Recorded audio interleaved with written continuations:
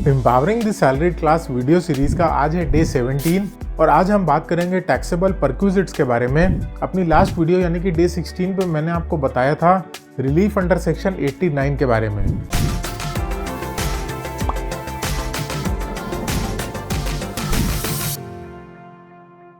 हाय, मेरा नाम है Gurpreet Singh Bhalla, husband of a wonder woman and A proud father of A super naughty girl. I am a chartered accountant, a certified indirect tax and GST expert turned YouTuber, having an experience of more than 10 years and founder of YouTube channel Consult Gurpreet. I help individuals and businesses save taxes and manage their finances through my videos, one-on-one consultancy and courses. तो perquisites basically वो facilities या वो benefits हो गए जो एक employer अपने employee को देता है। परक्विजिट्स दो तरह के हो सकते हैं, टैक्सेबल और नॉन टैक्सेबल। इस वीडियो में मैं स्पेसिफिकली टैक्सेबल परक्विजिट्स की बात करूंगा। नॉन टैक्सेबल परक्विजिट्स हम नेक्स्ट वीडियो में कवर करेंगे, जिसमें से सबसे पहला टैक्सेबल परक्विजिट है रेंट फ्री अकोमोडेशन। जब एक एम्प्लॉयर एक एम्प्लॉय को बिना रेंट के रेंट फ्री अकोमोडेशन देता है, रहने की जगह देता है during the course of employment, वो एक टैक्सेबल परक्विजिट की कैटेगरी में आता है। अब कौन सी कैटेगरी के एम्प्लॉय के लिए किस तरह का एकोमोडेशन टैक्सेबल है या नहीं है, ये देख लेते हैं एक टेबल से। तो यहाँ पर आप सबसे पहले देख सकते हैं कैटेगरी ऑफ एम्प्लॉय। तो अगर कैटेगरी ऑफ एम्प्लॉय जज है ऑफ हाई कोर्ट या सुप्रीम कोर्ट है या किसी ऑफिसर ऑफ पार्लियामेंट को रेंट फ्री अकोमोडेशन मिला है, तो अकोमोडेशन भी दो तरह का है, अनफर्निश्ड अकोमोडेशन और फर्निश्ड अकोमोडेशन। तो अगर किसी जज को अनफर्निश्ड अकोमोडेशन मिला है तो उस केस में नील टैक्स लगेगा, कोई टैक्स नहीं देना है।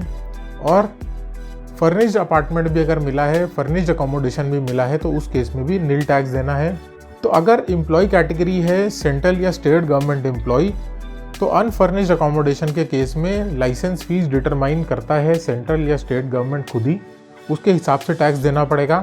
और अगर फर्निश्ड अकोमोडेशन है तो अनफर्निश्ड अकोमोडेशन की तरह ही लाइसेंस फीस डिटरमाइन करेगा सेंटर या स्टेट गवर्नमेंट, उसके हिसाब से टैक्स देना है। या दूसरा ऑप्शन ये होता है कि 10% per annum of the cost of furniture, जितना फर्नीचर उस फर्निश्ड अकोमोडेशन में लगा होगा उसका 10% कॉस्ट एम्प्लॉय को पे करनी पड़ेगी।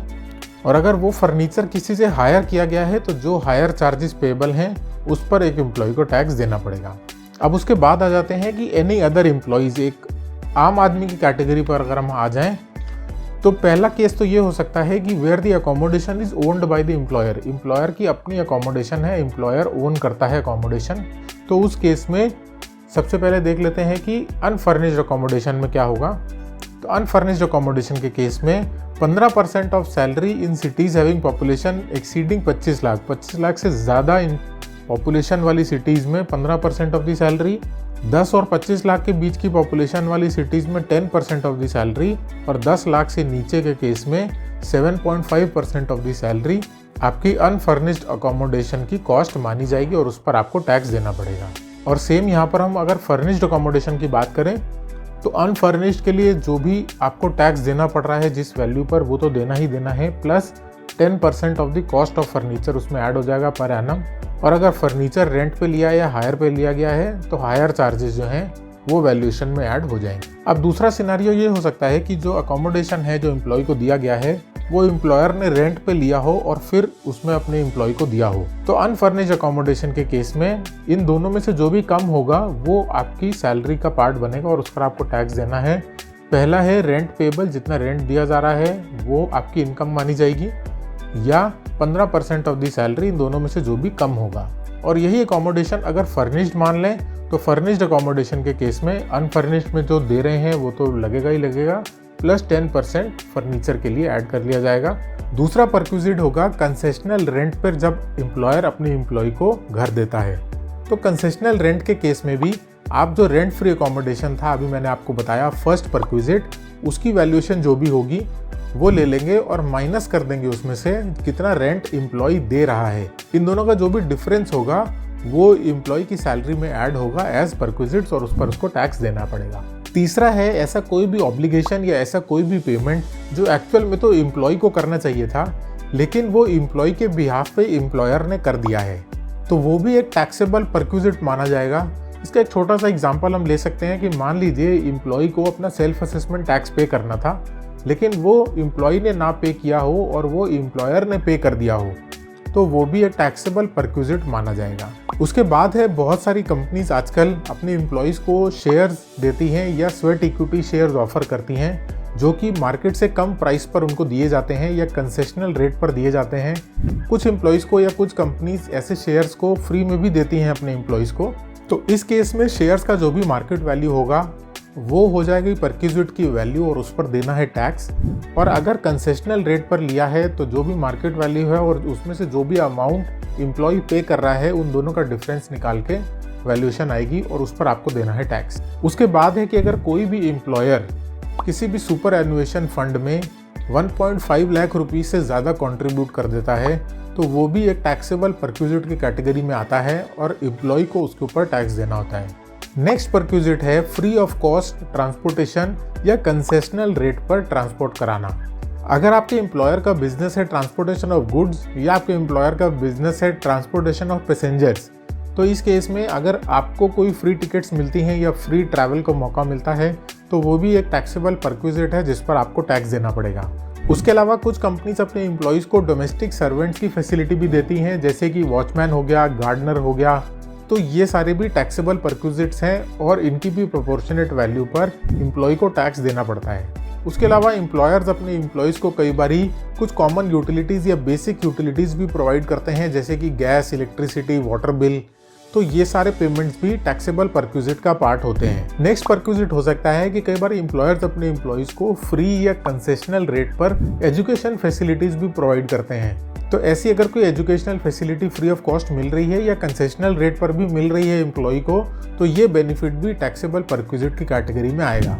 उसके बाद एक बहुत ही कॉमन टाइप का परक्विजिट है इंटरेस्ट फ्री लोन या कंसेशनल रेट पर लोन।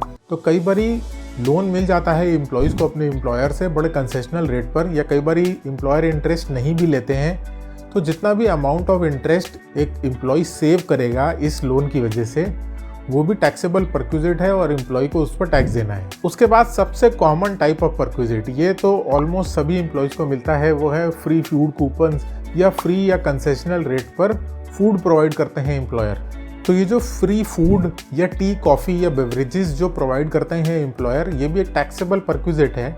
लेकिन घबराइए मत, 4 कैटेगरीज में बता रहा हूँ। ये 4 कैटेगरीज के अगर आपको फूड, स्नैक्स या टी, कॉफ़ी या बेवरेजेस मिलते हैं तो आपको इस पर टैक्स नहीं देना है। इसके अलावा अगर आप किसी भी कैटेगरी में फॉल करेंगे तो आपको इस पर टैक्स देना पड़ेगा। पहला ये है कि अगर फ्री फूड या बेवरेजेस जो आपको मिल रही हैं अपने एम्प्लॉयर से, वो अगर ऑफिस टाइम में मिल रही हैं, आपके वर्किंग टाइम में मिल रही हैं और पर मील उनकी वैल्यू 50 रुपीज़ से कम है, तो आपको उस पर टैक्स नहीं देना। अगर आपका एम्प्लॉयर आपको फूड वाउचर्स प्रोवाइड कर रहा है या बेवरेज वाउचर प्रोवाइड कर रहा है और उस वाउचर की वैल्यू 50 रुपीज़ से कम है पर मील, तो भी आपको टैक्स नहीं देना। वर्किंग आवर्स के दौरान कोई भी टी, कॉफ़ी या स्नैक्स अगर सर्व किए जाते हैं ऑफिस में, वो भी टैक्स फ्री होते हैं, उस पर आपको टैक्स नहीं देना। और यही फ्री फूड या कंसेशनल फूड या टी, कॉफ़ी, बेवरेजेस आपको किसी रिमोट लोकेशन या ऑफशोर इंस्टॉलेशन पे प्रोवाइड किए जाते हैं ड्यूरिंग दी वर्किंग आवर्स, तो भी आपको इस पर टैक्स नहीं देना है। उसके अलावा कुछ और ऐसे एक्सपेंडिचर्स हैं या बेनिफिट्स हैं जो कि टैक्सेबल होते हैं, जैसे कि गिफ्ट या वाउचर्स हैं। अगर आपको आपके एम्प्लॉयर से कोई गिफ्ट मिल रहा है, कोई वाउचर या कोई कूपन्स मिल रहे हैं। क्रेडिट कार्ड एक्सपेंसेस का अगर रीइंबर्समेंट करता है आपका एम्प्लॉयर। उसके अलावा अगर आपने क्लब में कोई एक्सपेंडिचर किया, जैसे कोई हेल्थ क्लब है, स्पोर्ट्स क्लब है, इस तरह की फैसिलिटी अगर आप यूज़ करते हैं और आपका एम्प्लॉयर पेमेंट करता है, तो दिस इज़ ऑल्सो टैक्सेबल। और कोई मूवेबल एसेट अगर आप यूज़ करते हैं, आप कंपनी की कार यूज़ करते हैं, कंपनी ने आपको कार प्रोवाइड की हुई है, तो उस पर भी आपको टैक्स देना है उसकी वैल्यूएशन करके। तो ये थे लगभग सभी इंपॉर्टेंट परक्विजिट्स जिन पर आपको टैक्स देना होता है, टैक्सेबल परक्विजिट्स हैं। तो empowering the salaried class video series के डे 17 में बस इतना ही। अपनी नेक्स्ट वीडियो यानी कि डे 18 पे मैं आपको बताऊंगा ऐसे परक्विजिट्स जो कि टैक्स फ्री होते हैं या उन पर आपको टैक्स नहीं देना होता है। ये वीडियो और ये सीरीज़ अगर आपको अच्छी लगी हो तो वीडियो को लाइक करना मत भूलिएगा, ज़्यादा से ज़्यादा लोगों के साथ शेयर करिए। इस इनिशिएटिव में मेरा साथ दीजिए, चैनल को सब्सक्राइब करना बिल्कुल मत भूलिएगा। Thank you so much for watching the video.